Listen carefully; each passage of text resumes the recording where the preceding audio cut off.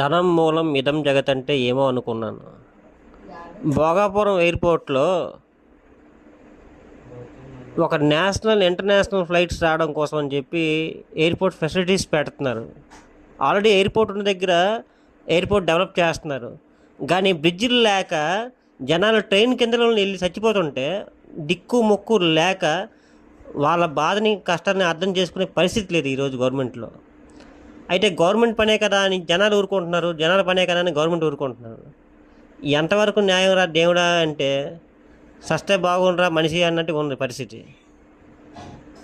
కలికాలం అంటే ఏమో అనుకున్నాను కానీ ట్రైన్ కింద పడి సావడం అని ఇప్పుడు తెలిసింది. అయ్యా బాబు, మీకు ధర్మం ఉంటుంది.